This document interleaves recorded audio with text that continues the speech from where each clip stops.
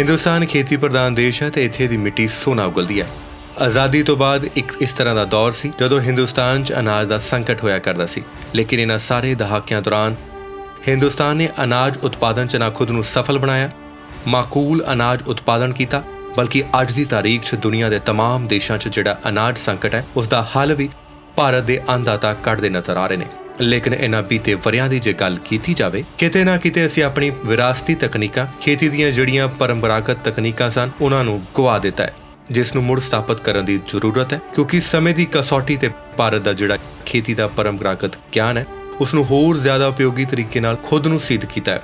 ਹਿੰਦੁਸਤਾਨ ਨੇ ਵੱਡੇ ਪੱਧਰ ਤੇ ਸਾਰੇ ਕਿਸਾਨ ਅਤੇ ਸਾਰੇ ਲੋਕਾਂ ਨੇ ਇਸ ਤਰ੍ਹਾਂ ਦੇ ਕੰਮ ਨੂੰ ਅੰਜਾਮ ਦੇ ਰਹੇ ਨੇ, ਜਿਹੜੇ ਕਿ ਪਰੰਪਰਾਗਤ ਖੇਤੀ ਨੂੰ ਫਿਰ ਤੋਂ ਸਥਾਪਿਤ ਕਰ ਰਹੇ ਨੇ ਤੇ ਜ਼ਮੀਨੀ ਪੱਧਰ ਤੇ ਇੱਕ ਵੱਡੇ ਬਦਲਾਵ ਦੀ ਇਬਾਰਤ ਵੀ ਲਿਖੀ ਜਾ ਰਹੀ ਹੈ। ਸਰਕਾਰ ਇਸ ਤਰ੍ਹਾਂ ਦੇ ਸਾਰੇ ਕੰਮ ਕਰਨ ਵਾਲੇ ਲੋਕਾਂ ਨੂੰ ਸਨਮਾਨ ਦੇ ਰਹੀ ਹੈ ਤੇ ਪਦਮ ਪੁਰਸਕਾਰਾਂ ਨਾਲ ਨਵਾਜ਼ਿਆ ਜਾ ਰਿਹਾ ਹੈ। ਇਹ ਹੈ ਸਾਡੇ ਪਦਮ। ਨਮਸਕਾਰ, ਮੈਂ ਤੁਹਾਡੇ ਨਾਲ ਅਰਵਿੰਦ। ਇਸ ਕੜੀ 'ਚ ਅਸੀਂ ਤੁਹਾਨੂੰ ਦੱਸਾਂਗੇ ਜ਼ਮੀਨੀ ਤੇ ਖੇਤੀ ਕਿਸਾਨਾਂ ਲਈ ਇੱਕ ਵੱਡੇ ਬਦਲਾਵ ਦੀ ਕਹਾਣੀ ਲਿਖ ਰਹੀ तमाम ਸ਼ਖਸੀਅਤਾਂ ਦੇ ਬਾਰੇ 'ਚ।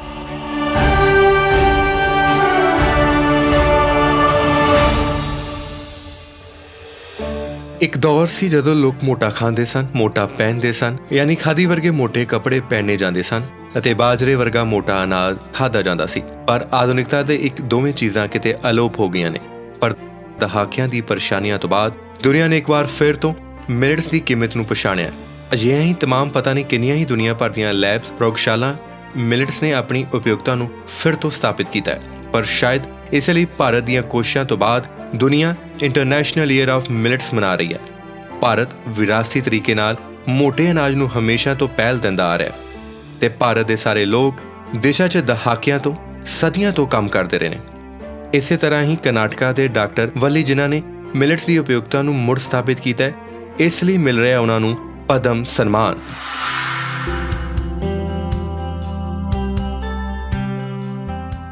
ਦੇਸ਼ 'ਚ ਮਿਲਟ ਯਾਨੀ ਮੋਟੇ ਅਨਾਜ ਦੀ ਮੁੜ ਸਥਾਪਨਾ ਪ੍ਰਤੀ ਪਿਛਲੇ 20 ਸਾਲਾਂ ਤੋਂ ਕੋਸ਼ਿਸ਼ 'ਚ ਲੱਗੇ ਕਰਨਾਟਕ ਦੇ ਮੈਸੂਰ ਦੇ ਡਾਕਟਰ ਖਾਦਰ ਵੱਲੀ ਨੇ ਆਪਣੇ ਅਹਿਮ ਕੰਮਾਂ ਲਈ ਹਾਸਲ ਕੀਤਾ ਹੈ ਪਦਮ ਸ਼੍ਰੀ ਪੁਰਸਕਾਰ। ਅੱਜ ਉਹ ਭਾਰਤ ਦੇ ਮਿਲਟ ਮੈਨ ਦੇ ਤੌਰ ਤੇ ਜਾਣੇ ਜਾਂਦੇ ਨੇ। ਪੇਸ਼ੇ ਤੋਂ ਇੱਕ ਖੇਤੀ ਵਿਗਿਆਨੀ, ਡਾਕਟਰ ਵੱਲੀ ਨੇ ਮੋਟੇ ਅਨਾਜ ਦੀਆਂ 5 ਤਕਰੀਬਨ ਅਲੋਪ ਹੋਈਆਂ ਪ੍ਰਜਾਤੀਆਂ ਨੂੰ ਸੁਰੱਖਿਅਤ ਕੀਤਾ ਅਤੇ ਕਿਸਾਨਾਂ ਨੂੰ ਉਤਸ਼ਾਹਿਤ ਕੀਤਾ ਕਿ ਉਹ ਮੋਟੇ ਅਨਾਜ ਦੀ ਖੇਤੀ ਕਰਨ। ਡਾਕਟਰ ਵੱਲੀ ਨੇ ਵਿਦੇਸ਼ 'ਚ ਸਿੱਖਿਆ ਅਤੇ ਨੌਕਰੀ ਕੀਤੀ, ਪਰ ਜਦ ਸੋਧ ਕੰਮ ਵਿੱਚ ਇਹ ਪਾਇਆ ਕਿ ਸਾਡੇ ਖਾਣ-ਪੀਣ 'ਚ ਹੀ ਲੁਕੇ ਨੇ ਮੌਜੂਦਾ ਬਿਮਾਰੀਆਂ ਦੇ ਕਾਰਨ, ਤਾਂ ਦੇਸ਼ ਵਾਸੀਆਂ ਨੂੰ ਸਹੀ ਖਾਣ-ਪੀਣ ਤੋਂ ਸਿਹਤ ਦਾ ਮੰਤਰ ਦੇਣ ਲਈ ಸ್ವದೇಶ್ ಪರತ್ ಆಯೆ। ನಮ್ಮ ಕೇಂದ್ರ ಸರ್ಕಾರ ನನಗೆ ਸਿਰੀਧਾਨਿਆಗಳ ਕੁਰਿತು ਮੈਂ ਕੇਂਦਰ ਸਰਕਾਰ ਦਾ ਧੰਨਵਾਦ ਕਰਦਾ ਹਾਂ। ਮੈਨੂੰ ਪਦਮ ਸ਼੍ਰੀ ਨਾਲ ਸਨਮਾਨਿਤ ਕਰਨ ਲਈ ਪ੍ਰਧਾਨ ਮੰਤਰੀ ਨੂੰ ਧੰਨਵਾਦ ਦਿੰਦਾ ਹਾਂ। ਅਸੀਂ ਬਾਜਰੇ ਨੂੰ ਸ਼ਿਰਧਾਨਿਕ ਦੇ ਰੂਪ 'ਚ ਪਛਾਣ ਦਵਾਈ ਹੈ ਅਤੇ ਹੁਣ ਕੇਂਦਰ ਨੇ ਇਸ ਨੂੰ ਵਿਗਿਆਨਿਕ ਰੂਪ ਨਾਲ ਸਾਬਿਤ ਕਰ ਦਿੱਤਾ ਹੈ। ਇਹ ਸਿਹਤ ਲਈ ਚੰਗਾ ਹੈ ਅਤੇ ਬਿਮਾਰੀਆਂ ਨੂੰ ਰੋਕਣ 'ਚ ਮਦਦ ਕਰਦਾ ਹੈ। ਜਦ ਅਸੀਂ ਬਾਜਰੇ ਨੂੰ ਆਪਣੇ ਰੋਜ਼ਾਨਾ ਦੇ ਖਾਣ ਪੀਣ 'ਚ ਸ਼ਾਮਲ ਕਰਾਂਗੇ, ਇਸ ਦੇ ਨਾਲ ਕਿਸਾਨਾਂ ਨੂੰ ਵੀ ਲਾਭ ਹੋਵੇਗਾ। ਸਾਨੂੰ ਕਣਕ ਅਤੇ ਹੋਰ ਅਨਾਜ ਦੀ ਜਗ੍ਹਾ ਬਾਜਰੇ 'ਤੇ ਜ਼ੋਰ ਦੇਣਾ ਚਾਹੀਦਾ ਹੈ, ਜਿਹੜਾ ਕਿ ਸਿਹਤ ਭਰਪੂਰ ਹੈ।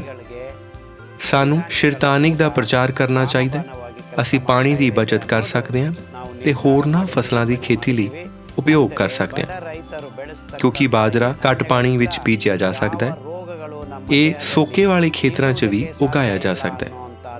ਇਸ ਦੇ ਨਾਲ ਅਸੀਂ ਇਹ ਵੀ ਯਕੀਨੀ ਬਣਾ ਸਕਦੇ ਹਾਂ ਕਿ ਰਾਜਾਂ ਵਿਚਾਲੇ ਨਦੀ ਦੇ ਪਾਣੀ ਨੂੰ ਬਟਵਾਰੇ ਨੂੰ ਲੈ ਕੇ ਕੋਈ ਵਿਵਾਦ ਨਾ ਹੋਵੇ।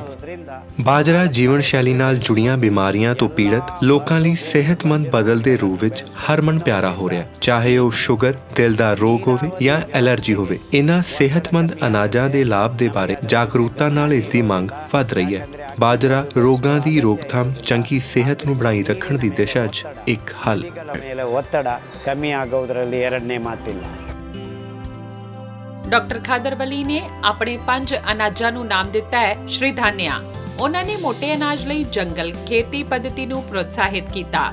ਉਹਨਾਂ ਦਾ ਮੰਨਣਾ ਹੈ ਕਿ ਕਣਕ, ਚੌਲ, ਦੁੱਧ ਦੀ ਜਗ੍ਹਾ ਭਾਰਤੀਆਂ ਦਾ ਵਿਰਾਸਤੀ ਭੋਜਨ, ਇਸ ਤੋਂ ਮੋਟਾ ਅਨਾਜ ਪ੍ਰਮੁੱਖ ਹੁੰਦਾ ਸੀ। ਉਸ ਨਾਲ ਸਿਹਤਮੰਦ ਰਹਿਣਾ ਮੁਮਕਿਨ ਹੈ। इस साल डॉक्टर वल्ली जी को भारत सरकार ने पद्म श्री दिया है। वो भी पद्म श्री उन्होंने मोटे अनाज को किसानों में प्रोत्साहित किया कि किसान इसकी खेती करें। हाँ, आज देश को मोटे अनाज की बहुत बड़ी मांग है, खास तौर पर जो हमारे छोटे, लघु एवं सीमांत किसान हैं, ये उनकी आमदनी बढ़ाएगा, उनके जीवन में खुशहाली लाएगा। ਮਨੁੱਖ ਦੀ ਜਾਣਕਾਰੀ 'ਚ ਸਭ ਤੋਂ ਪੁਰਾਣੇ ਅਨਾਜ ਮਿਲਟ ਸੀ ਨੇ ਸਬੂਤ ਨੇ ਕਿ 3000 ਈਸਾ ਪੂਰਵ ਸਿੰਧੂ ਘਾਟੀ ਦੇ ਲੋਕਾਂ ਦੇ ਭੋਜਨ 'ਚ ਵੀ ਮੋਟਾ ਅਨਾਜ ਸ਼ਾਮਿਲ ਸੀ। ਯਜੁਰਵੇਦ ਵਿੱਚ ਵੀ ਮੋਟੇ ਅਨਾਜ ਦਾ ਜ਼ਿਕਰ ਮਿਲਦਾ ਹੈ। ਪਰ ਸ਼ਹਿਰੀਕਰਨ ਤੇ ਉਦਯੋਗੀਕਰਨ ਦੇ ਨਾਲ-ਨਾਲ ਚੌਲ ਅਤੇ ਕਣਕ ਦੀ ਵੱਡੇ ਪੱਧਰ ਤੇ ਖੇਤੀ ਦੇ ਕਾਰਨ ਉਸ ਦਾ ਮਹੱਤਵ ਅਤੇ ਖੇਤੀ ਘੱਟ ਹੋ ਗਈ। ਮਿਲਟਸ ਨੂੰ ਘੱਟ ਪਾਣੀ ਅਤੇ ਘੱਟ ਖਾਦ ਦੀ ਜ਼ਰੂਰਤ ਹੁੰਦੀ ਹੈ ਅਤੇ ਪੋਸ਼ਕ ਅਤੇ ਸਿਹਤ ਲਈ ਵੀ ਲਾਹੇਵੰਦ ਹੁੰਦੇ ਨੇ। ਯਾਨੀ ਮੋਟੇ ਅਨਾਜ ਵਿੱਚ ਹੀ ਛੁਪੀ ਹੋਈ ਹੈ ਵਿਸ਼ਵ ਦੀ ਅਨਾਜ ਸਮੱਸਿਆ ਅਤੇ ਸਿਹਤ ਸੰਬੰਧੀ ਮੁਸ਼ਕਿਲਾਂ ਦਾ ਹੱਲ। ਭਾਰਤ ਦੇ ਮਿਲਟਮੈਨ ਡਾਕਟਰ ਖਾਦਰ ਵਲੀ ਨੂੰ ਪਦਮ ਸ਼੍ਰੀ ਪੁਰਸਕਾਰ ਦੀ ਹਾਰਦਿਕ ਵਧਾਈ।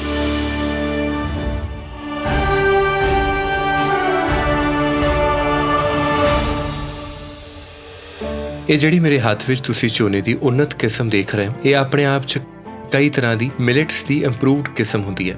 ਇਸ ਦਾ ਮਤਲਬ ਇਹ ਹੁੰਦਾ ਹੈ ਕਿ ਜਿਹੜੀ ਇਸ ਦੀ ਦੇਸੀ ਮੂਲ ਕਿਸਮ ਸੀ ਉਸ ਵਿੱਚ ਕਈ ਤਰ੍ਹਾਂ ਦੇ ਬਦਲਾਵ ਕੀਤੇ ਗਏ ਤੇ ਉਸ ਤੋਂ ਬਾਅਦ ਇਸ ਤਰ੍ਹਾਂ ਦੇ ਝੋਨੇ ਦੀਆਂ ਕਿਸਮਾਂ ਬਣਾਈਆਂ ਜਾਂਦੀਆਂ ਨੇ। ਖੇਤੀ ਹਿੰਦੁਸਤਾਨ 'ਚ ਕਿਹਾ ਜਾਵੇ ਕਿ ਦੁਨੀਆ ਤੇ ਇਸੇ ਤਰ੍ਹਾਂ ਦੀਆਂ ਜ਼ਿਆਦਾਤਰ ਹੁੰਦੀਆਂ ਨੇ। ਉન્નਤ ਕਿਸਮਾਂ ਦੇ ਬੀਜ ਬਣਾਏ ਜਾਂਦੇ ਹਨ, ਪਰ ਇਸ ਦਾ ਖਾਮਿਆਜ਼ਾ ਵੀ ਇੱਕ ਹੁੰਦਾ ਹੈ, ਉਹ ਇਹ ਹੈ ਕਿ ਅਸੀਂ ਇਸ ਦੀ ਦੇਸੀ ਕਿਸਮ ਗੁਆ ਦਿੰਦੇ ਹਾਂ। ਪਰ ਹਿੰਦੁਸਤਾਨ ਦੇ तमाम ਇਸ ਤਰ੍ਹਾਂ ਦੇ ਅੰਨਦਾਤਾ ਨੇ ਜਿਹੜੇ ਧਰਤੀ ਦੇ ਪੁੱਤਰ ਨੇ, ਜਿਹੜੀ ਸਾਡੀ ਦੇਸੀ ਕਿਸਮਾਂ ਦੀ ਸੁਰੱਖਿਆ ਲਈ ਦਹਾਕਿਆਂ ਤੋਂ ਲੰਮੇ ਸਮੇਂ ਤੋਂ ਕੰਮ ਕਰ ਰਹੇ ਨੇ। ਅਜਿਹੇ ਇੱਕ ਇਨਸਾਨ ਨੇ ਕੇਰਲ ਦੇ ਸੀ ਰਮਨ, ਜਿਨ੍ਹਾਂ ਨੇ ਝੋਨੇ ਦੀਆਂ ਦਰਜਨਾਂ ਕਿਸਮਾਂ ਤੇ ਕੰਮ ਕੀਤਾ ਅਤੇ ਸਰਕਾਰ ਉਹਨਾਂ ਦੇ ਇਸ ਕੰਮ ਲਈ ਉਹਨਾਂ ਨੂੰ ਦਿੱਤਾ ਹੈ ਪਦਮ ਸਨਮਾਨ।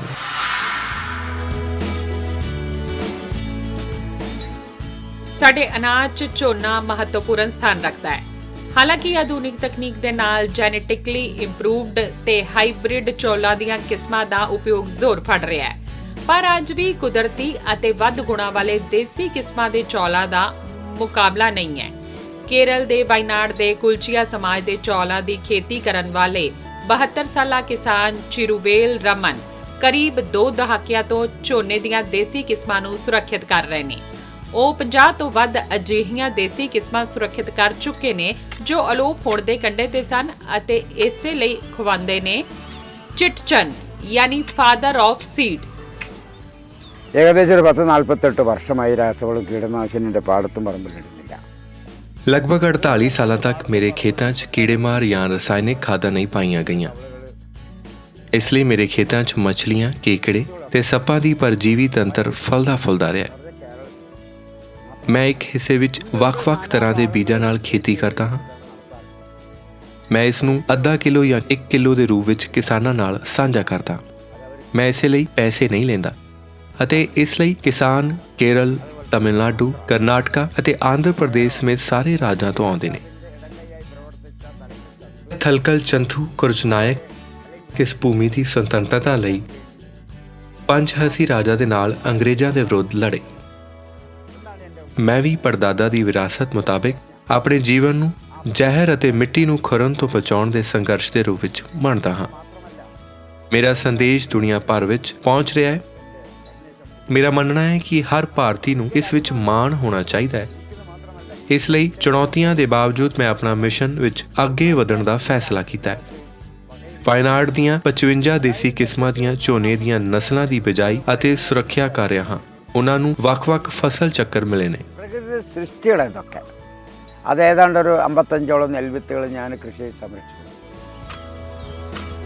10 ਸਾਲ ਦੀ ਉਮਰ ਤੋਂ ਹੀ ਖੇਤੀ ਨਾਲ ਜੁੜੇ ਚੇਰੂਵੈਲ ਰਮਨ ਝੋਨੇ ਦੀ ਖੇਤੀ ਪੂਰੀ ਤਰ੍ਹਾਂ ਪਾਰੰਪਰਿਕ ਅਤੇ ਵਾਤਾਵਰਣ ਦੇ ਅਨੁਕੂਲ ਖਾਦ ਤੋਂ ਬਿਨਾਂ ਵਿਧੀ ਨਾਲ ਹੀ ਕਰਦੇ ਨੇ।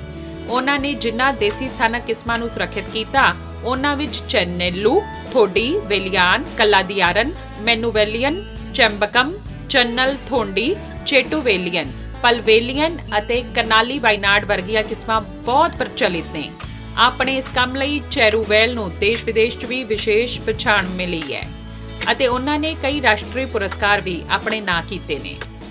केरला के एक किसान चेरुवेल जी को जो पद्मश्री के लिए चयनित हुए हैं, वे चावल की पुरानी किस्मों की खेती कर रहे हैं और साथ में प्राकृतिक रूप से इस खेती को कर रहे हैं।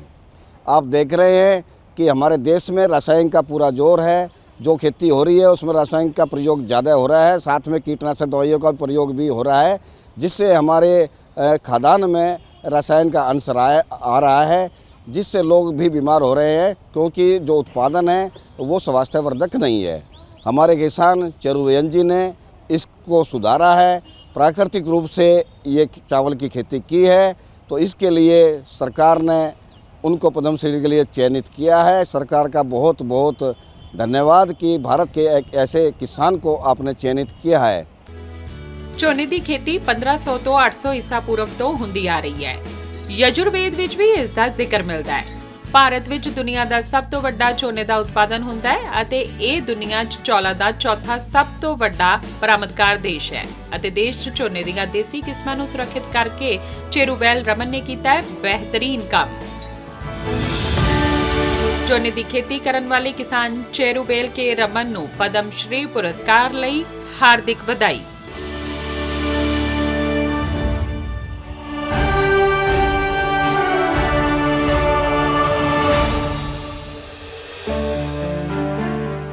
ਮੈਂ ਇਸ ਵੇਲੇ ਇੱਕ ਪੋਲੀ ਹਾਊਸ 'ਚ ਹਾਂ। ਪੋਲੀ ਹਾਊਸ ਉਹ ਜਗ੍ਹਾ ਹੁੰਦੀ ਹੈ ਜਿੱਥੇ ਤਾਪਮਾਨ ਨੂੰ ਨਿਯੰਤਰਣ ਕਰਨ ਤੱਕ ਕਿਸੇ ਵੀ ਤਰ੍ਹਾਂ ਦੀ ਫਸਲ ਨੂੰ ਜਾਂ ਕਿਸਮ ਨੂੰ ਪੈਦਾ ਕੀਤਾ ਜਾਂਦਾ ਹੈ ਅਤੇ ਪੋਲੀ ਹਾਊਸ ਦੀ ਮੰਗ ਅੱਜ ਦੁਨੀਆ ਭਰ ਵਿੱਚ ਬਹੁਤ ਤੇਜ਼ ਰਫ਼ਤਾਰ ਨਾਲ ਵੱਧ ਰਹੀ ਹੈ, ਖਾਸ ਕਰਕੇ ਆਰਗੈਨਿਕ ਖੇਤੀ ਦੇ ਲਿਹਾਜ਼ ਨਾਲ, ਜਿੱਥੇ ਤਾਪਮਾਨ ਨੂੰ ਨਿਯੰਤਰਣ ਕਰਨ ਦੀ ਜ਼ਰੂਰਤ ਪੈਂਦੀ ਹੈ। ਭਾਰਤ ਵਿੱਚ ਆਰਗੈਨਿਕ ਖੇਤੀ ਨੂੰ ਲੈ ਕੇ ਬਹੁਤ ਕੁਝ ਹੋਇਆ ਹੈ। ਸਿੱਕਮ ਇੱਕ ਅਜਿਹਾ ਰਾਜ ਹੈ ਜੋ ਪੂਰੇ ਦੇਸ਼ 'ਚ ਆਰਗੈਨਿਕ ਖੇਤੀ ਕਰਨ ਵਾਲਾ ਇਕੱਲਾ ਰਾਜ ਹੈ। ਇਸ ਦੀ ਮਿਸਾਲ ਪੂਰੀ ਦੁਨੀਆ 'ਚ ਦਿੱਤੀ ਜਾਂਦੀ ਹੈ। ਇਹ ਗੱਲ ਨਾ ਸਿਰਫ ਸਿੱਕਮ ਲਈ ਬਲਕਿ ਹਰ ਹਿੰਦੁਸਤਾਨੀ ਲਈ ਇੱਕ ਮਾਣ ਦੀ ਗੱਲ ਹੈ। ਪਰ ਸਿੱਕਮ ਨੂੰ ਇਸ ਮੁਕਾਮ ਤੇ ਲਿਆਉਣ ਲਈ ਜਿਨ੍ਹਾਂ ਤਮਾਮ ਲੋਕਾਂ ਨੇ ਕੰਮ ਕੀਤਾ, ਉਹਨਾਂ 'ਚੋਂ ਇੱਕ ਤੁਲਾਰਾਮ ਉਪਰੇਤੀ, ਜਿਨ੍ਹਾਂ ਦੇ ਇਸ ਕੰਮ ਨੂੰ ਆਰਗੈਨਿਕ ਲਈ ਕੀਤੇ ਗਏ ਤਮਾਮ ਜ਼ਮੀਨੀ ਕੰਮ ਨੂੰ ਸਨਮਾਨ ਦੇ ਰਹੀ ਹੈ, ਪਦਮ ਸਨਮਾਨ ਦੇ ਰਹੀ ਹੈ ਕੇਂਦਰ ਸਰਕਾਰ। ਸਿੱਕਿਮ ਦੇਸ਼ ਦਾ ਪਹਿਲਾ ਪੂਰਨ ਰੂਪ 'ਚ ਜੈਵਿਕ ਰਾਜ। ਅੱਜ ਆਰਗੈਨਿਕ ਖੇਤੀ ਸਿੱਕਿਮ ਦੀ ਨਵੀਂ ਪਛਾਣ ਬਣ ਗਈ ਹੈ ਅਤੇ ਇਸ ਦਾ ਪੂਰਾ ਕ੍ਰੈਡਿਟ ਜਾਂਦਾ ਹੈ ਸਿੱਕਿਮ ਦੇ ਕਿਸਾਨਾਂ ਨੂੰ ਅਤੇ ਸਿੱਕਿਮ 'ਚ ਜੈਵਿਕ ਖੇਤੀ ਲਈ ਆਪਣਾ ਪੂਰਾ ਜੀਵਨ ਲਾ ਦੇਣ ਵਾਲੇ ਕਿਸਾਨਾਂ 'ਚ 98 ਸਾਲਾ ਤੁਲਾਰਾਮ ਉਪਰੇਤੀ ਵੀ ਸ਼ਾਮਲ ਨੇ। ਉਹਨਾਂ ਨੇ ਨਾ ਸਿਰਫ ਖੁਦ ਆਰਗੈਨਿਕ ਫਾਰਮਿੰਗ ਕੀਤੀ ਬਲਕਿ ਦੂਜਿਆਂ ਨੂੰ ਵੀ ਇਸ ਲਈ ਪ੍ਰੇਰਿਤ ਕੀਤਾ। ਇੱਕ ਛੋਟਾ ਕਿਸਾਨ ਜਿਨ੍ਹਾਂ ਨੂੰ ਬਚਪਨ ਤੋਂ ਹੀ ਖੇਤੀ ਨਾਲ ਬਹੁਤ ਲਗਾਅ ਸੀ, ਸ਼ੁਰੂਆਤ ਤੋਂ ਪਾਰੰਪਰਿਕ ਖੇਤੀ ਵਿੱਚ ਹੀ ਦਿਲਚਸਪੀ ਸੀ, ਇਸ ਲਈ ਹਮੇਸ਼ਾ ਜੈਵਿਕ ਖੇਤੀ ਹੀ ਕੀਤੀ। ਉਪਰੇਤੀ ਨੇ ਖੇਤੀ 'ਚ ਕਈ ਤਰ੍ਹਾਂ ਦੇ ਨਵੇਂ ਨਵਾਚਾਰ ਕੀਤੇ ਤਾਂ ਕਿ ਚੰਗੀ ਫਸਲ ਲਾਈ ਜਾ ਸਕੇ।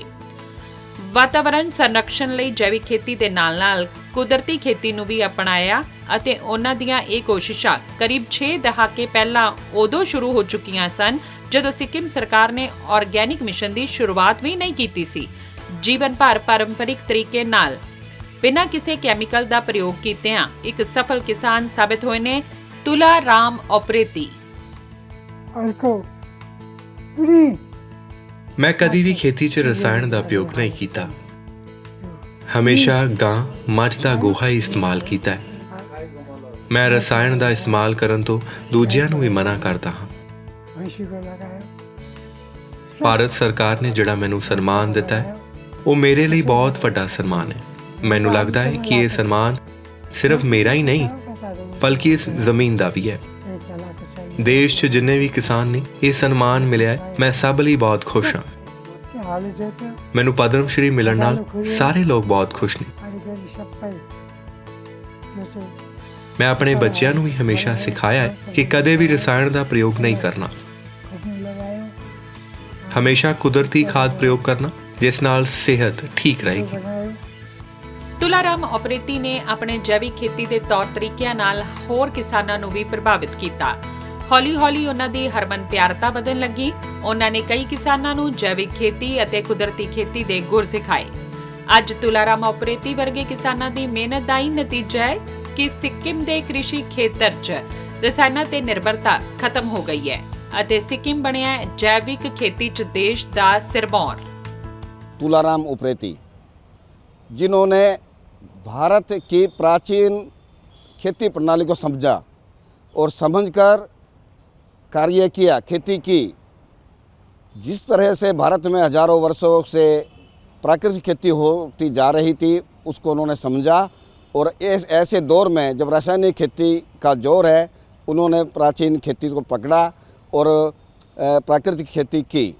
और ऐसा ही नहीं कि उसने खुद की, प्रदेश के दूसरे किसानों को भी उन्होंने सिखाया, शिक्षा दी, प्रैक्टिकल ज्ञान दिया और इसीलिए उनको भारत सरकार ने पद्मश्री के लिए चयनित किया। उनके प्रयास से ही सिक्किम एक ऐसा राज्य बना जो जैविक खेती के लिए प्रसिद्ध हुआ, प्राकृतिक खेती के लिए चुना गया और आज सिक्किम में केवल प्राकृतिक खेती हो रही है। रासायनिक खेती पर वहाँ पूर्ण प्रतिबंध सरकार ने लगा दिया है। ਵਿਸ਼ਵ ਨੂੰ ਜੈਵਿਕ ਖੇਤੀ ਭਾਰਤ ਦੀ ਹੀ ਦੇਣ ਹੈ। ਜੈਵਿਕ ਖੇਤੀ ਦਾ ਇਤਿਹਾਸ ਦੇਖੀਏ ਤਾਂ ਭਾਰਤ ਵਰਸ਼ ਦੀ ਖੇਤੀ ਪਰੰਪਰਾਵਾਂ ਹੀ ਇਸ ਦੇ ਮੁੱਢ 'ਚ ਪ੍ਰਦਰਸ਼ਿਤ ਹੁੰਦੀਆਂ ਨੇ। ਇਹ ਕ੍ਰਿਸ਼ੀ ਪਰੰਪਰਾਵਾਂ 5000 ਸਾਲ ਤੋਂ ਵੀ ਵੱਧ ਪ੍ਰਾਚੀਨ ਨੇ ਅਤੇ ਇੱਥੋਂ ਦੇ ਕਿਸਾਨ 4000 ਸਾਲ ਤੋਂ ਖੇਤੀ ਗਿਆਨ ਤੋਂ ਪੂਰੀ ਤਰ੍ਹਾਂ ਜਾਣੂ ਨੇ ਅਤੇ ਇਸ ਗਿਆਨ ਨੂੰ ਬਦਲਦੇ ਸਮੇਂ ਦੀਆਂ ਚੁਣੌਤੀਆਂ ਦੇ ਵਿਚਾਲੇ ਵੀ ਸਹੇਜ ਕੇ ਅੱਗੇ ਵਧਾ ਰਹੇ ਨੇ ਤੁਲਾ ਰਾਮ ਓਪਰੇਤੀ ਵਰਗੇ ਅਨੁਭਵੀ ਕਿਸਾਨ। ਜੈਵਿਕ ਖੇਤੀ ਦੇ ਪ੍ਰੇਰਕ ਤੁਲਾ ਰਾਮ ਓਪਰੇਤੀ ਨੂੰ ਪਦਮ ਸ਼੍ਰੀ ਪੁਰਸਕਾਰ ਲਈ ਹਾਰਦਿਕ ਸ਼ੁਭਕਾਮਨਾਵਾਂ।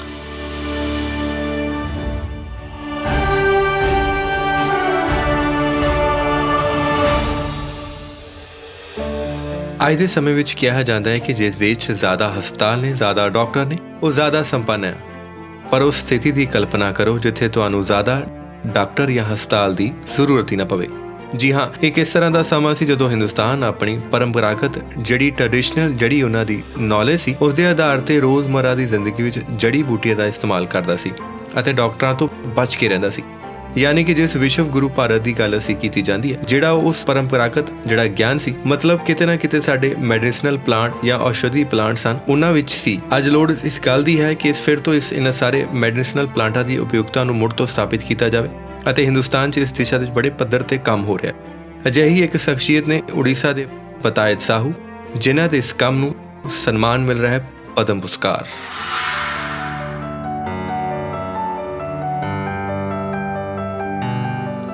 ਸਧਾਰਨ ਵਿਅਕਤਿਤਵ ਪਰ ਅਸਾਧਾਰਨ ਕੰਮ। ਇਹ ਨੇ ਉੜੀਸਾ ਦੇ ਕਾਲਾਹੰਡੀ ਜ਼ਿਲ੍ਹੇ ਦੇ ਨਾਂਦੋਲ ਪਿੰਡ ਦੇ ਪਤਾਇਤ ਸਾਹੂ, ਜਿਨ੍ਹਾਂ ਨੇ ਕਰੀਬ 1.5 ਏਕੜ ਜ਼ਮੀਨ 'ਚ 3000 ਤੋਂ ਵੱਧ ਮੈਡੀਸਿਨਲ ਪਲਾਂਟ ਲਗਾਏ ਹੋਏ ਨੇ। ਇਹੀ ਨਹੀਂ, ਪਤਾਇਤ ਸਾਹੂ ਨੇ ਮੈਡੀਸਿਨਲ ਪਲਾਂਟਾਂ ਦਾ ਡਾਕੂਮੈਂਟ ਵੀ ਬਣਾ ਕੇ ਰੱਖਿਆ ਹੋਇਆ ਹੈ। ਪਿਛਲੇ 40 ਸਾਲਾਂ ਤੋਂ ਉਹ ਇਹਨਾਂ ਪੌਦਿਆਂ ਨੂੰ ਇਕੱਠਾ ਕਰ ਰਹੇ ਨੇ। 500 ਪੌਦੇ ਉਹਨਾਂ ਨੇ ਦੇਸ਼ ਦੇ ਵੱਖ-ਵੱਖ ਹਿੱਸਿਆਂ ਤੋਂ ਇਕੱਠੇ ਕੀਤੇ ਨੇ ਅਤੇ ਹੋਰ ਕਾਲਾਹੰਡੀ ਦੇ ਜੰਗਲਾਂ 'ਚੋਂ। ਇਹਨਾਂ 'ਚੋਂ ਕਿੰਨੇ ਹੀ ਪੌਦੇ ਵਿਲੱਖਣ ਨੇ ਜਿਨ੍ਹਾਂ ਨੂੰ ਬਚਾਉਣ ਲਈ ਉਹ ਕੋਸ਼ਿਸ਼ 'ਚ ਲੱਗੇ ਹੋਏ ਨੇ। ਪੁਰਾਤਨ ਪਰੰਪਰਾ ਆਯੁਰਵੈਦਿਕ ਸਾਡੇ ਪੁਰਖੇ ਇਸ ਪਰੰਪਰਾਨਿਕ ਪ੍ਰਣਾਲੀ ਦਾ ਅਭਿਆਸ ਕਰ ਰਹੇ ਸਨ। ਸਾਡੇ ਰਾਜਿਆਂ ਨੇ ਇਹਨਾਂ ਤਰੀਕਿਆਂ ਨੂੰ ਸੰਭਾਲ ਕੇ ਰੱਖਿਆ ਸੀ। ਆਯੁਰਵੇਦ ਨੇ ਮੇਰਾ ਧਿਆਨ ਖਿੱਚਿਆ। ਸਾਨੂੰ ਅਲੋਪ ਹੁੰਦੀਆਂ ਕਿਸਮਾਂ ਨੂੰ ਬਚਾਉਣਾ ਹੋਵੇਗਾ। ਅੱਜ ਵੱਧ ਤੋਂ ਵੱਧ ਲੋਕ ਆਯੁਰਵੇਦ ਤੇ ਭਰੋਸਾ ਜਤਾ ਰਹੇ ਨੇ ਤੇ ਇਸ ਪਰੰਪਰਿਕ ਮੈਡੀਕਲ ਸਿਸਟਮ ਵੱਲ ਆਕਰਸ਼ਿਤ ਹੋ ਰਹੇ ਨੇ। ਜੜੀ ਬੂਟੀਆਂ ਸਾਡੇ ਰੋਗਾਂ ਨੂੰ ਠੀਕ ਕਰਨ ਲਈ ਸਾਡੀ ਸਮਰੱਥਾ ਨੂੰ ਵਧਾ ਕੇ ਸਾਡੀਆਂ ਸਿਹਤ ਸਮੱਸਿਆਵਾਂ ਨੂੰ ਠੀਕ ਕਰਦੀਆਂ ਨੇ। ਅਸੀਂ ਵੱਖ-ਵੱਖ ਜੜੀ ਬੂਟੀਆਂ ਦੇ ਔਸ਼ਧੀ ਗੁਣਾਂ ਦਾ ਅਧਿਐਨ ਕਰ ਰਹੇ ਹਾਂ ਤੇ ਹਰ ਕੰਮ ਦਾ ਦਸਤੀਵੇਜ਼ੀਕਰਨ ਵੀ ਕਰ ਰਹੇ ਹਾਂ। ਅਸੀਂ ਅਧਿਐਨ ਕਰ ਰਹੇ ਹਾਂ ਕਿ ਕਿਹੜੀ ਜੜੀ ਬੂਟੀਆਂ ਸਰੀਰ ਲਈ ਲਾਭਕਾਰੀ ਨੇ ਤੇ ਇਸ ਨੂੰ ਇਕੱਠਾ ਕਰਨ ਦਾ ਢੁਕਵਾਂ ਸਮਾਂ ਕੀ ਹੈ। ਮੈਂ ਪਿਛਲੇ 30 ਤੋਂ 35 ਸਾਲਾਂ ਦੇ ਆਯੁਰਵੇਦ ਦਾ ਅਧਿਐਨ ਕਰ ਰਿਹਾ। ਅਸੀਂ ਹਾਲੇ ਤੱਕ 2000 ਤੋਂ 2500 ਜੜੀ ਬੂਟੀਆਂ ਦੀ ਕਿਸਮਾਂ ਇਕੱਠੀਆਂ ਕੀਤੀਆਂ ਨੇ। ਪਹਾੜੀਆਂ ਤੋਂ ਪਤਾਲ, ਗਰੁੜ, ਬਾਈ ਬਿਦਾਂਗਾ, ਵਣ ਬਾਜ਼ਾਰ, ਵਣ ਮੁੱਲਾ, ਲੋਦਰਾ, ਕਾਲੀ ਹਲਦੀ ਆਦਿ ਜੜੀ ਬੂਟੀਆਂ ਇਕੱਠੀਆਂ ਕੀਤੀਆਂ ਗਈਆਂ ਨੇ। ਇਹ ਲਗਭਗ ਅਲੋਪ ਹੋ ਚੁੱਕੀਆਂ ਨੇ। ਅਸੀਂ ਇਹਨਾਂ ਕਿਸਮਾਂ ਨੂੰ ਆਉਣ ਵਾਲੀ ਪੀੜ੍ਹੀਆਂ ਲਈ ਬਚਾਅ ਕੇ ਰੱਖਣ ਦੀ ਕੋਸ਼ਿਸ਼ ਕਰ ਰਹੇ ਹਾਂ। ਅਸੀਂ ਕਲਾਮੀ ਹਾਈਬ੍ਰਿਡ ਵੀ ਕਰ ਰਹੇ ਹਾਂ। ਇਸ ਤੋਂ ਸਾਨੂੰ ਆਉਣ ਵਾਲੀਆਂ ਪੀੜ੍ਹੀਆਂ ਲਈ ਅਲੋਪ ਹੋ ਰਹੀਆਂ ਕਿਸਮਾਂ ਨੂੰ ਸੰਭਾਲ ਕੇ ਰੱਖਣ 'ਚ ਮਦਦ ਮਿਲੇਗੀ। ਪਤਾਇਤ ਇਹਨਾਂ ਔਸ਼ਧੀ ਪੌਦਿਆਂ ਨਾਲ ਪਰੰਪਰਿਕ ਮੈਡੀਕਲ ਸਿਸਟਮ ਰਾਹੀਂ ਲੋਕਾਂ ਦਾ ਮੁਫਤ ਇਲਾਜ ਵੀ ਕਰਦੇ ਨੇ। ਇਹਨਾਂ ਔਸ਼ਧੀ ਪੌਦਿਆਂ ਨੂੰ ਬਿਨਾਂ ਕੈਮੀਕਲ ਦੇ ਤਿਆਰ ਕਰਦੇ ਨੇ। ਪਤਾਇਤ ਸਾਹੂ ਦੇ ਕੋਲ ਆਯੁਰਵੇਦ 'ਚ ਇਸਤੇਮਾਲ ਕੀਤੀਆਂ ਜਾਣ ਵਾਲੀਆਂ ਸਾਰੀਆਂ ਦਸ਼ਾਮੂਲਾ ਪ੍ਰਜਾਤੀਆਂ ਉਪਲਬਧ ਨੇ। 600-700 ਵਿਅਕਤੀਆਂ ਦਾ ਸੰਗਠਨ ਅਸ਼ਵਨੀ ਕੁਮਾਰ ਕਾਲਾਹੰਡੀ ਸੰਘ ਦੇ ਨਾਲ ਮਿਲ ਕੇ ਉਹ ਕਾਲਾਹੰਡੀ ਦੇ ਜੰਗਲਾਂ 'ਚ ਦੁਰਲੱਭ ਔਸ਼ਧੀ ਪੌਦੇ ਸੁਰੱਖਿਅਤ ਕਰਨ 'ਚ ਲੱਗੇ ਹੋਏ ਨੇ। ਨਾਲ ਹੀ ਵਿਭਿੰਨ ਜੜੀ ਬੂਟੀਆਂ ਦੇ ਔਸ਼ਧੀ ਗੁਣਾਂ ਦਾ ਅਧਿਐਨ ਕਰਕੇ ਉਸ ਦਾ ਦਸਤਾਵੇਜ਼ੀਕਰਨ ਵੀ ਕਰ ਰਹੇ ਨੇ ਅਤੇ ਇਸ ਕੰਮ ਲਈ ਇਹ ਇੱਕ ਹਰਬਲ ਰਿਸਰਚ ਸੈਂਟਰ ਵੀ ਸਥਾਪਿਤ ਕਰਨਾ ਚਾਹੁੰਦੇ ਨੇ। पतायत साहू जी जो कि उड़ीसा से हैं, पहले उनको शुभकामनाएं देता हूं कि भारत सरकार ने उनको उनके कार्य के लिए पद्मश्री से उनको नवाजा है। जिस प्रकार का कार्य वो कर रहे हैं जड़ी बूटियों को उगाने का, और उस जड़ी बूटियों के माध्यम से वो लोगों की वहाँ चिकित्सा कर रहे हैं, क्योंकि जड़ी बूटियों का उनको ज्ञान है कि कौन कौन सी जड़ी बूटी किस रोग में काम आती है। किसानों को वो ज़्यादा से ज़्यादा बताएं, उससे किसानों की इनकम जो है ना कि दोगुनी होगी लेकिन 5-6 गुना बढ़ जाएगी, और वो अच्छी जड़ी बूटियाँ ना कि उड़ीसा में पूरे देश में लोगों को मिले, जिससे आयुर्वेद की औषधियाँ बहुत अच्छी किस्म की औषधियाँ बनेंगी। वैद्य समाज को, इंडस्ट्री को बहुत फायदा होगा। ਆਯੁਰਵੇਦ ਨੂੰ ਦੁਨੀਆ ਭਰ 'ਚ ਮਾਨਤਾ ਪ੍ਰਾਪਤ ਮੈਡੀਸਨ ਦੀ ਸਭ ਤੋਂ ਪ੍ਰਾਚੀਨ ਪਾਰੰਪਰਿਕ ਪ੍ਰਣਾਲੀਆਂ ਵਿੱਚੋਂ ਇੱਕ ਮੰਨਿਆ ਜਾਂਦਾ ਹੈ। ਆਯੁਰਵੇਦ ਦੀ ਉਤਪਤੀ ਵੈਦਿਕ ਕਾਲ ਤੋਂ ਮੰਨੀ ਜਾਂਦੀ ਹੈ। ਅਥਰਵਵੇਦ ਅਤੇ ਰਿਗਵੇਦ 'ਚ ਰੋਗਾਂ ਅਤੇ ਔਸ਼ਧੀ ਪੌਦਿਆਂ ਬਾਰੇ ਲਿਖਿਆ ਗਿਆ ਹੈ। ਆਯੁਰਵੇਦ ਤੇ ਲਿਖੇ ਗਏ ਦਸਤਾਵੇਜ਼ 'ਚ ਚਰਕ ਅਤੇ ਸੁਸ਼ੁੱਧ ਦਸਤਾਵੇਜ਼ ਮਹੱਤਵਪੂਰਨ ਨੇ। ਔਸ਼ਧੀ ਪੌਦਿਆਂ ਦੇ ਕਿਸਾਨ ਪਤਾਇਤ ਸਾਹੂ ਨੂੰ ਪਦਮ ਸ਼੍ਰੀ ਪੁਰਸਕਾਰ ਲਈ ਹਾਰਦਿਕ ਵਧਾਈ।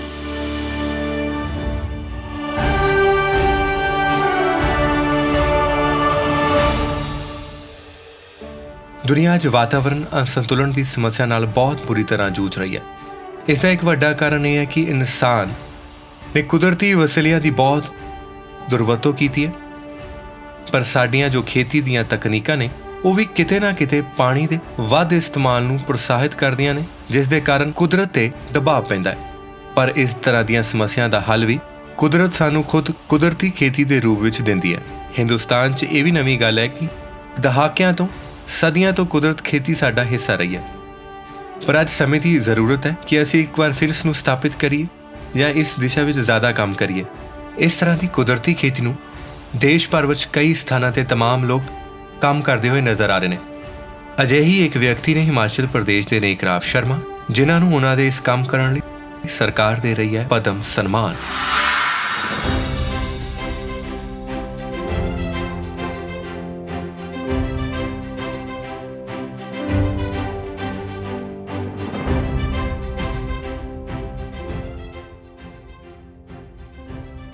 ਪੜ੍ਹਨਾ ਜ਼ਰੂਰੀ ਨਹੀਂ ਹੈ, ਪੜ੍ਹਨ ਤੋਂ ਵੱਧ ਗੁਣੀ ਹੋਣਾ ਮਹੱਤਵਪੂਰਨ ਹੈ। ਇਹ ਦੇਸੀ ਕਹਾਵਤ ਹਿਮਾਚਲ ਪ੍ਰਦੇਸ਼ ਦੇ ਕਿਸਾਨ ਨੇਕ ਰਾਮ ਸ਼ਰਮਾ ਤੇ 100% ਸਹੀ ਸਾਬਿਤ ਹੁੰਦੀ ਹੈ। ਕੁਦਰਤੀ ਖੇਤੀ ਦੇ ਮਾਧਿਅਮ ਨਾਲ ਅਤੇ ਨੌ ਅਨਾਜ ਦੇ ਪਾਰੰਪਰਿਕ ਫਸਲ ਪ੍ਰਣਾਲੀ ਨੂੰ ਮੁੜ ਜੀਵਤ ਕਰਨ ਦੀਆਂ ਉਹਨਾਂ ਦੀਆਂ ਕੋਸ਼ਿਸ਼ਾਂ ਨੇ ਹਿਮਾਚਲ ਪ੍ਰਦੇਸ਼ ਸਣੇ ਦੇਸ਼ ਦੇ ਕਈ ਹੋਰਨਾਂ ਰਾਜਾਂ 'ਚ ਖੇਤੀ 'ਚ ਬਦਲਾਅ ਦੀ ਇੱਕ ਵੱਡੀ ਕਹਾਣੀ ਲਿਖੀ ਹੈ। ਨੌ ਅਨਾਜ ਇੱਕ ਕੁਦਰਤੀ ਅੰਤਰ ਫਸਲ ਵਿਧੀ ਹੈ, ਜਿਸ ਵਿੱਚ ਨੌ ਅਨਾਜ ਬਿਨਾਂ ਕਿਸੇ ਖਾਦ ਉਪਯੋਗ ਦੇ ਜ਼ਮੀਨ ਦੇ ਇੱਕ ਹੀ ਟੁਕੜੇ ਤੇ ਉਗਾਏ ਜਾਂਦੇ ਨੇ। ਇਸ ਨਾਲ ਪਾਣੀ ਦੀ ਵਰਤੋਂ 'ਚ 50% ਕਟੌਤੀ ਨਾਲ ਜ਼ਮੀਨ ਦਾ ਉਪਜਾਊਪਨ ਵੱਧਦਾ ਹੈ। ਉਹਨਾਂ ਨੇ ਹੋਰ ਕਿਸਾਨਾਂ ਨੂੰ ਵੀ ਇਸ ਪ੍ਰਣਾਲੀ ਨੂੰ ਅਪਣਾਉਣ ਲਈ ਪ੍ਰੇਰਿਤ ਕੀਤਾ ਹੈ।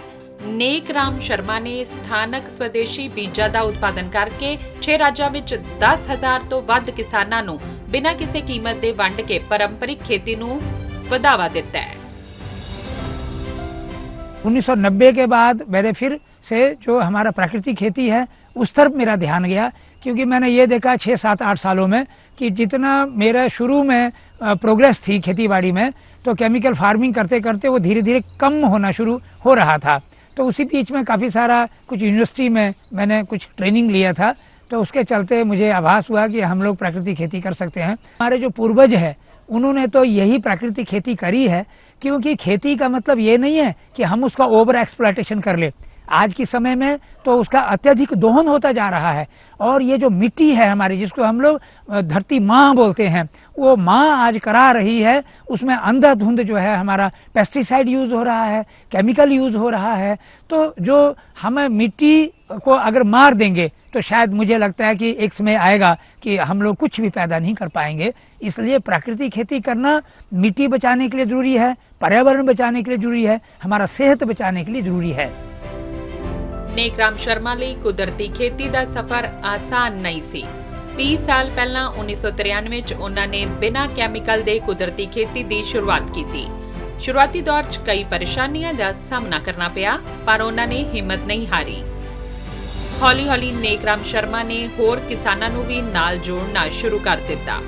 ਨੌ ਅਨਾਜ ਦੀ ਪਾਰੰਪਰਿਕ ਫਸਲ ਪ੍ਰਣਾਲੀ ਤੋਂ ਮਿਲ ਰਹੇ ਨਤੀਜਿਆਂ ਦਾ ਹੀ ਅਸਰ ਹੈ ਕਿ ਨੇਕਰਾਮ ਸ਼ਰਮਾ ਦੇ ਕੁਦਰਤੀ ਖੇਤੀ ਦੇ ਫਾਰਮੂਲੇ ਦਾ ਪ੍ਰਯੋਗ ਨਾ ਸਿਰਫ ਹਿਮਾਚਲ ਪ੍ਰਦੇਸ਼ ਬਲਕਿ ਹੋਰਨਾਂ ਰਾਜਾਂ 'ਚ ਵੀ ਹੋ ਰਿਹਾ ਹੈ। नेकराम शर्मा जी ने जो अच्छा कार्य किया है, 9 फसलों को एक साथ उगाकर एक दूसरे की सहचरी फसलें, मतलब एक दूसरे को जो सहायक फसलें हैं वे उगाते हैं, और ऐसा प्रचार प्रसार उन्होंने किया कि पूरे अपने प्रांत के किसानों को उन्होंने बीज दिए और साथ में ये सिखाया। और इसी काम के लिए भारत सरकार ने इनको पद्मश्री के लिए चयनित किया है। भारत सरकार को बहुत बहुत धन्यवाद भारत सरकार का। 30 ਸਾਲ ਦੀ ਸਖਤ ਮਿਹਨਤ ਅਤੇ ਪਰਿਸ਼ਰਮ ਨੂੰ ਸਰਕਾਰ ਨੇ ਪਦਮ ਸ਼੍ਰੀ ਦਾ ਸਨਮਾਨ ਦਿੱਤਾ ਹੈ। ਨੇਕਰਾਮ ਸ਼ਰਮਾ ਨੂੰ ਸਨਮਾਨ ਮਿਲਣ ਤੇ ਕੁਦਰਤੀ ਖੇਤੀ ਨੂੰ ਵੀ ਹੋਰ ਵੱਧ ਹੱਲਾਸ਼ੇਰੀ ਮਿਲੇਗੀ। ਨੌ ਅਨਾਜ ਦੇ ਨਾਇਕ ਨੇਕਰਾਮ ਸ਼ਰਮਾ ਨੂੰ ਪਦਮ ਸ਼੍ਰੀ ਪੁਰਸਕਾਰ ਲਈ ਹਾਰਦਿਕ ਸ਼ੁਭਕਾਮਨਾਵਾਂ।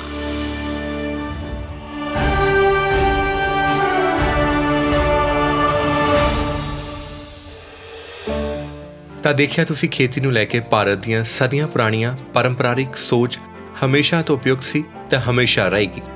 ਵਿਗਿਆਨ ਦੀ ਕਸੌਟੀ ਤੇ ਇਸ ਨੂੰ ਸੋਚ ਨੂੰ ਕੱਸਿਆ ਗਿਆ, ਵਕਤ ਦੇ ਤਕਾਜ਼ੇ ਤੇ ਇਸ ਨੂੰ ਤੋਲਿਆ ਗਿਆ, ਪਰ ਹਮੇਸ਼ਾ ਉਪਯੋਗੀ ਸਾਬਿਤ ਹੋਈ ਹੈ ਸਾਡੀ ਇਹ ਖੇਤੀ ਤੇ ਕਿਸਾਨੀ ਨੂੰ ਲੈ ਕੇ ਇਸ ਨੂੰ ਸਮਝਦੇ ਨੇ। ਤਾਂ ਖੇਤੀ ਦੇ ਖੇਤਰ ਵਿੱਚ ਜ਼ਮੀਨੀ ਪੱਧਰ ਤੇ ਵੱਡੇ ਕੰਮ ਕਰਨ ਵਾਲੇ, ਵੱਡੇ ਬਦਲਾਵ ਲਿਆਉਣ ਵਾਲੇ ਪਦਮ ਸਨਮਾਨ ਨਾਲ ਸਨਮਾਨਿਤ तमाम ਸ਼ਖਸੀਅਤਾਂ ਦੀ ਕਹਾਣੀ ਦੇ ਨਾਲ ਅੱਜ ਦੇ ਇਸ ਅੰਕ 'ਚ ਫਿਲਹਾਲ ਬਸ ਇੰਨਾ ਹੀ। ਪਰ ਸਾਡੇ ਪਦਮ ਦੀ ਇਹ ਕੜੀ ਲਗਾਤਾਰ ਜਾਰੀ ਰਹੇਗੀ। ਅੱਜ ਮੈਨੂੰ ਤੇ ਮੇਰੀ ਟੀਮ ਨੂੰ ਦਿਓ ਇਜਾਜ਼ਤ। ਨਮਸਕਾਰ।